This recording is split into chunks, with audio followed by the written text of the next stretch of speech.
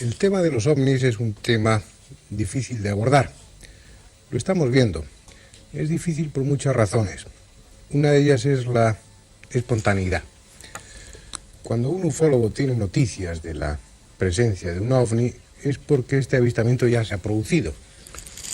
Si por algún sistema, por algún mecanismo, no entramos en ello, el ufólogo tuviera conocimiento de que tal día, a tal hora determinada y en tal sitio iba a aparecer una de estas naves, estaría allí con los elementos adecuados, con sus aparatos, con sus mecanismos de medida, y podría saber mucho más acerca de los ovnis. Sin embargo, lamentablemente esto no es así.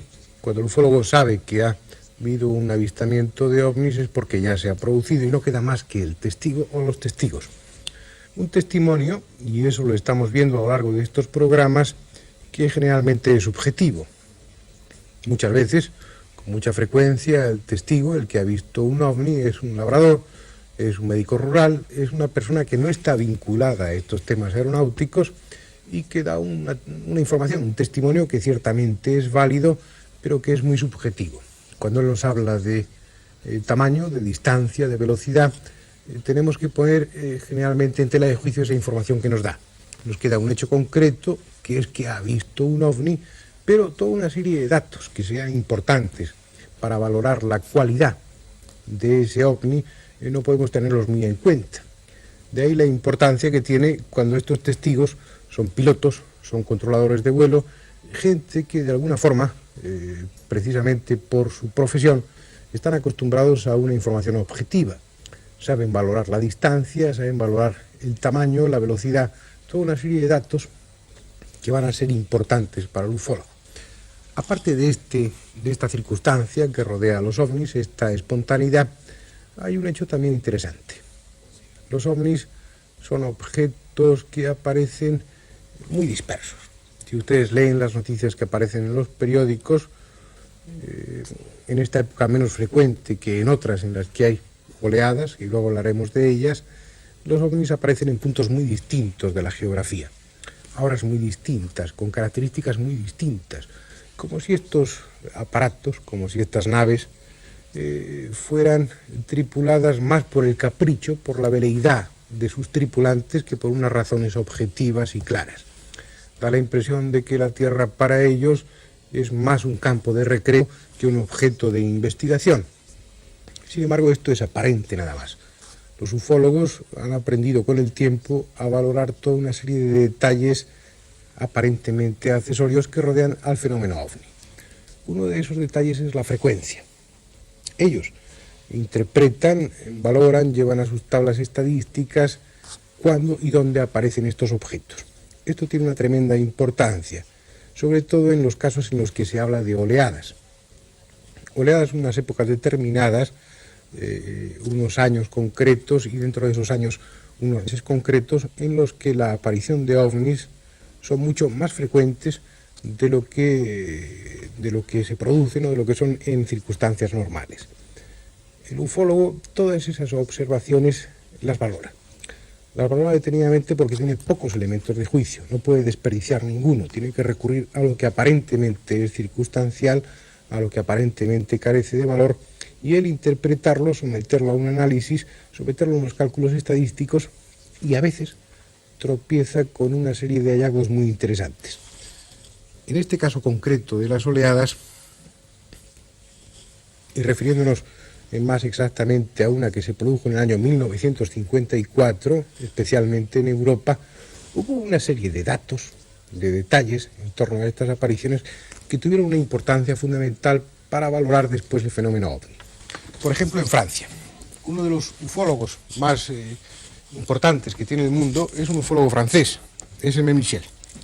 En aquella oleada de ovnis que tuvo lugar en el otoño de 1954, él fue llevando todos esos datos de apariciones, datos geográficos, a un mapa de Francia.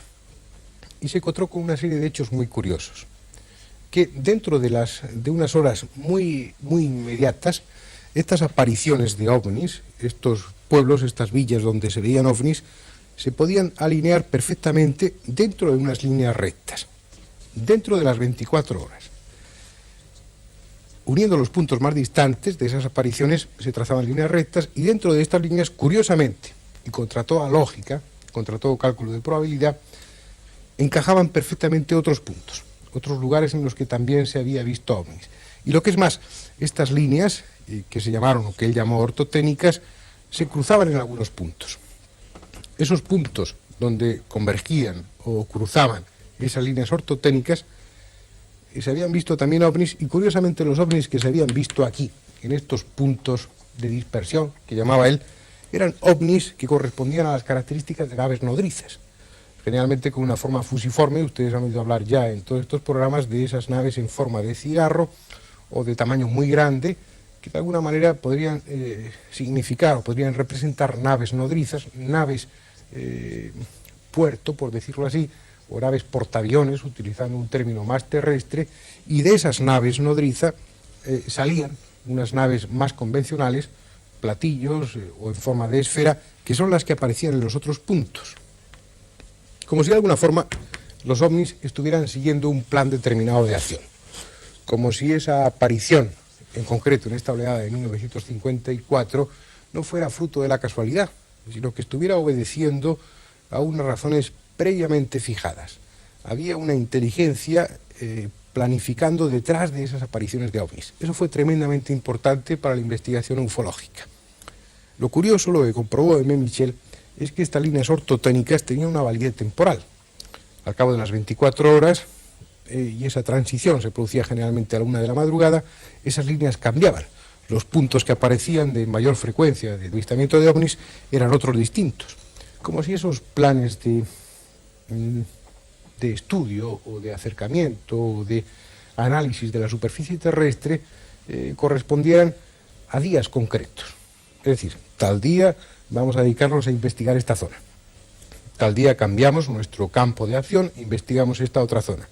Todo eso era válido para todas estas líneas ortotécnicas, excepto para una. Y eso fue algo muy importante en lo que se refiere a nuestra península también. Aimé Michel comprobó que había una línea, la que estaba entre Bayona y Vichy, una línea que, ajustándose a las dos localidades principales por las que pasaba, se llamó línea Babic. Esta línea era muy fija. Las otras líneas ortotécnicas variaban.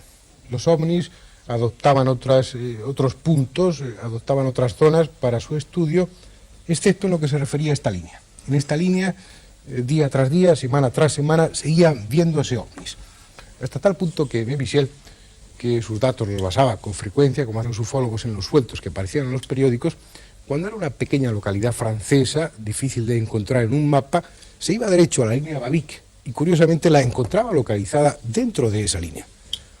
Esto tiene una importancia para nosotros. En ese mismo año de 1954, otro ufólogo español, muy prestigiado, y justamente Antonio Rivera, muy amigo también de Aimé Michel y de Jacques Vallée, los dos grandes ufólogos franceses, trató de ver qué sucedía con esa línea Babic cuando se adentraba en la península. Y comprobó que dentro de España y dentro de Portugal, en esa línea Babic, también se ajustaban, por decirlo así, gran parte de las observaciones de ovnis, como si esa línea tuviera una validez no solamente francesa, sino también española, portuguesa, y como comprobó Aimé Michel después, mundial.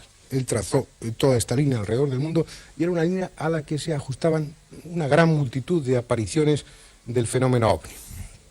Una línea que no ha perdido su validez.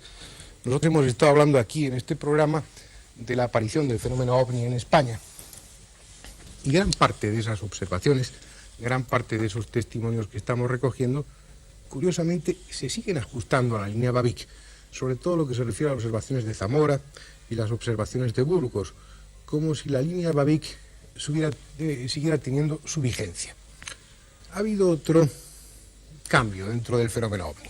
En un principio, esto que les contaba a ustedes, Aimé Michel, Antonio Rivera, una serie de ufólogos pudieron constatar de una forma evidente que esas observaciones de ovnis correspondían a un plan.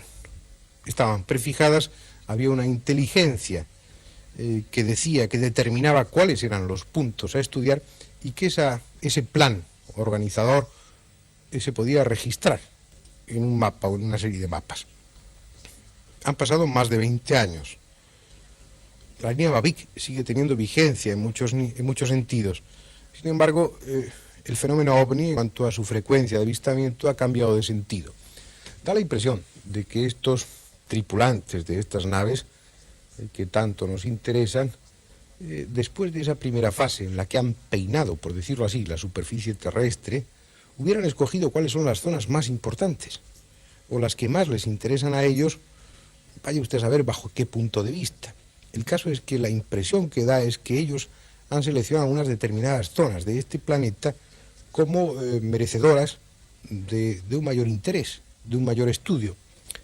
Aparecen después entonces de estas líneas ortotécnicas de las que hablábamos antes, aparece a lo largo de este tiempo una serie de zonas, no ya de líneas, que son objeto del avistamiento de los ovnis, objeto de su visita muy frecuente. Empezamos a hablar entonces no de líneas, no de un plan de acción, sino de zonas. Zonas concretas en las que los ovnis aparecen con una tremenda frecuencia, mucho más que en otras zonas del planeta. Unas zonas a las que se ha dado en llamar zonas calientes, y en las que, o porque esa zona, por sí, merece un mayor interés por parte de estos extraterrestres, o porque en esa zona han plantado una de sus bases, al menos temporal, el hecho es que hay zonas, hay partes determinadas del planeta que son objeto de un avistamiento mucho frecuente. Mucho más frecuente que en otras zonas distintas del planeta. Vamos a ocuparnos hoy, dentro del territorio nacional, de una de esas zonas. Una zona dentro de la península que está siendo objeto de una gran cantidad, una masiva cantidad de avistamientos de ovnis. Una zona de esas llamadas calientes, en las que, por supuesto, sobran todo tipo de testigos. Vamos a seleccionar parte de esos testigos, porque esa zona es la zona del coto de Doñana, y los que están allí habitualmente son los guardas de ese coto. Si es una zona caliente, por supuesto, los guardas del coto son los que tienen que haber visto habitualmente ese tipo de naves, y realmente lo han visto. Vamos a ver qué es lo que ellos cuentan. José, usted los ha visto pasar por aquí estos objetos en sus muchos años de guarda mayor, ¿no?, del coto. Pues sí, que lo he visto pasar muchas veces. De particular de poniente a sur a levante y de sur a norte muchas veces. ¿Y cómo son esas luces que usted ve pasar, esos objetos? Pues son un color anaranjado la luz, pero yo no puedo decir lo que es, porque lo he visto muchas veces y sí que tiene un desnivel que yo lo he visto que sube y baja, en trechos largos sube y baja, hace una desviación que no la luz recta seguida. Pero vamos, que no puedo saber lo que es, si es un ni como usted viene buscando, un platillo como otra vez ha dicho, o no sé, no puedo decir. ¿Aviones no? No, cree usted que sea? no, avión no, seguro que no. ¿El movimiento es raro? No, sí, el movimiento es raro, pero aviones seguro que no. ¿Y aquí en el coto se ven con más frecuencia en una época que en otra, o es todo el año? Yo cuando me lo he visto ha sido en verano. ¿En verano? En verano, claro que en verano se está más veces en el campo que en invierno, ¿no? De noche. Y de día yo no he visto absolutamente nada, nunca. Los guardas de aquí del coto también hablan de extrañas luces y de... Pues sí, aquí lo que han tenido una luz cerca que los encandiló ha sido Antonio Otero y Jaime Robles, una noche que venían de servicio en la curva de Santolaya. Ellos se quedaron encandilados, pero tampoco saben desde luego lo que es. ¿Han encontrado ustedes alguna vez animales mutilados o No, eso sin sangre o...? No, por lo menos nosotros no hemos observado eso. No, si hemos visto una vez un bicho muerto, pues un bicho muerto más, y pues no, tampoco nos hemos fiado de lo que podría haber sido, ¿no? Conviene aclarar que la pregunta de Juan José Benítez está totalmente justificada. La pregunta en lo que se refiere a los animales muertos. Se ha podido comprobar que en muchos de estos casos de avistamientos de ovnis o aterrizajes de ovnis dentro de las zonas rurales, dentro del campo, aparecían a veces animales muertos, animales domésticos, perros, incluso vacas, cuyo cadáver era o había sido objeto de algún tipo de mutilación. Les faltaba una pata o les faltaba algún órgano interno. E incluso en algunas ocasiones aparecían estos cadáveres absolutamente ausentes de líquidos, por supuesto sin nada de sangre, como si los tripulantes de estas naves, dentro de ese plan de estudio en lo que se refiere a nuestro planeta y también en lo que se refiere a la fauna de nuestro planeta, hubieran decidido llevarse piezas o parte de esas piezas para su análisis ulterior, para estudiarlas a nivel de laboratorio. Y por eso Juan José Benítez preguntaba si en el Coto de Doñana, que es una zona muy rica a nivel de fauna, donde hay multitud de animales, muchos de ellos prácticamente desaparecidos en otras zonas del planeta, si en esa zona habían aparecido cadáveres de estos animales en circunstancias más o menos extrañas. Eso está justificado. Al parecer, por la respuesta que dan ellos, no se ha producido hechos de este tipo. Pero convenía aclarar el porqué de esta pregunta, porque tal vez les haya sorprendido a ustedes. Pero sigamos con lo que los guardas del Coto de Doñana cuentan respecto a los ovnis. Venían ustedes de Matalascañas a caballo, ¿no? Aquí al Coto, aquella madrugada del mes de junio, creo, de julio. Julio. Sí, veníamos a caballo. ¿Y qué pasó? Bueno, pues nosotros veníamos los dos charlando tranquilamente y yo fui el primero que vi la luz y le dije a Antonio, Antonio, viene una luz rara ahí y él pues no se cuenta, anda, eso no era un avión, en fin, no se damos cuenta en la luz, ¿no? Dentro ya del Coto, aquí dentro del Coto, ¿no? Fue enfrente de la casa de Santa Olalla. Y entonces ya yo veía que la luz se acercaba más, entonces le dije, mira que la luz viene más cerca, y esa luz no es un avión ni nada de eso, es una luz rara. Y entonces ya él miró y entonces ya la luz la teníamos encima. ¿Cómo era esa luz, Jaime? Bueno, esa luz era una luz color sonrosado, un tamaño así redondo. Redonda. Una luz redonda, no traía ruido, nosotros no escuchamos ruido ni nada. Los caballos comenzaron a dar vueltas. ¿Se encabricaron los caballos? Sí.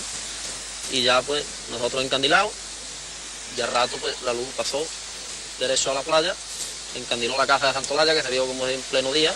¿La iluminó la...? Sí, la iluminó completamente la casa. ¿Y qué era? ¿Alguna luz que salía del...? Sí. La luz venía así, el aparato iba así, la luz salía especie de un foco redondo, grande. Del aparato? Sí. Iluminaba el campo y la casa. El campo y la casa. ¿Y a ustedes también les iluminó los caballos? Sí, nosotros lo dejamos completamente encandilados. Los caballos dando vueltas y queriéndose de asalto, en fin, los caballos asustados perdidos y nosotros igual, porque ¿qué vamos a decir que...? ¿Es normal que un caballo del Coto de aquí acostumbrado a estar por los campos y con los animales, Antonio, se asuste? Hombre, normalmente, pues no sé, es que el animal suelto es diferente a ir ya montado con una persona, ¿no? Porque un animal suelto en el campo a lo mejor ve pasar esta luz y a lo mejor no le echa cuenta. Ahora, venir ya montado, que el caballo va pendiente a lo que va eso, pues es muy diferente, o sea, varía mucho, ¿no? Pero, y con eso, pues los caballos cuando vieron venir esto nos dieron una huerta. Nosotros en esa huerta, al momento de la huerta, volvimos la cara y entonces nos vimos nada más que la luz que daba en la espalda de la casa de Santa Olalla. Ya no vimos nada, ni más ruido, ni más nada, ni más que eso. La forma era redonda, dice usted, ¿no? Sí, totalmente redonda. Una forma redonda. Manolo, salía usted con el caballo al pozo, ¿no? Para darle agua aquella noche. Sí, yo salía de ahí de la cuadra con el caballo hacia el pozo. Y cuando iba por la mitad del trayecto, entonces vi que se me echaba encima una luz muy potente y creí que sería un coche que se salía del carril y se me venía encima. ¿Por dónde venía la luz? La luz de la parte de la derecha, de aquí como del norte, de la parte del norte. ¿Por los pinos? Por los pinos, pero vamos, por encima de los pinos. Entonces solté el caballo y me subí encima del pozo. Claro, al mirar para allá, ya vi que no veía ningún vehículo y me extrañó aquella claridad porque se veía el suelo y todo, como ahora, Como si fuera de día. fuera de día. ¿Pero qué hora era? ¿Qué hora era? Las 10 de la noche. Y estaba oscuro, ¿no? Oscuro, oscuro, no había luna, estaba oscuro. ¿Y la luz la emitía ese Sí, objeto? porque cuando el objeto pasó, se volvió a quedar otra vez oscuro. ¿Escuchaba algún ruido? No, ruido ninguno, ni olor, ni nada, nada. ¿Y qué forma tenía ese objeto? Parecía un calabacín. Así entre largo, con las cabezas redondas como un calabacín. Y daba luz. Sí, el color era como una ascua de candela, exactamente igual, un color anaranjado, igual que una ascua de candela. Pasó por aquí encima, ¿no? Así, asomó de ahí de los pinos y lo estuve viendo hasta que se perdió ya. Ya yo me quedé agarrado allí al palo del pozo, mirándolo, y cuando pasó, que ya yo lo perdí de vista, se volvió a quedar otra vez oscuro. El caballo se asustó. El caballo, cuando ya pasó todo, ahí a 10 metros, estaba revolcándose el hombre, como se vio suelto, o se puso a revolcarse muy tranquilo. Después me fui derecho ahí, lo cogí por el cabresto y le di agua, y aquí no ha pasado nada. ¿Y esa claridad era del mismo... Sí, del mismo 6 meses. del mismo color de la luz del sol, No, del y día? la claridad como ahora, como una luz corriente. Iluminaba toda esta zona. Sí, todo eso, toda la parte esa del cerro, todo eso se veía exactamente igual que de día. Las piñas, los chinos que había ahí, todo, igual que ahora. Manolo, ¿había visto usted algo parecido alguna vez? Yo nunca, Nada conocido. nada, yo como eso no lo he visto nunca. El tamaño de ese objeto alargado, ¿cuánto calcula usted que sería? Yo le calculo a la altura que iba, que unos 10 metros a esa altura. ¿A qué altura iba sobre A unos 300 metros. ¿Cree usted que aquello podía ir manejado o tripulado por alguien? Qué sé yo, ya eso no lo sé yo, pero la dirección la llevaba recta, no daba hacia Cizá ni nada, y lo iba en línea recta, ¿Hacia dónde? hacia la parte del sur. ¿Vio ventanillas o...? No, nada, completamente todo igual. No se le veía ranura ni se le veía nada. Liso completamente. ¿Me lo podría usted dibujar un momento?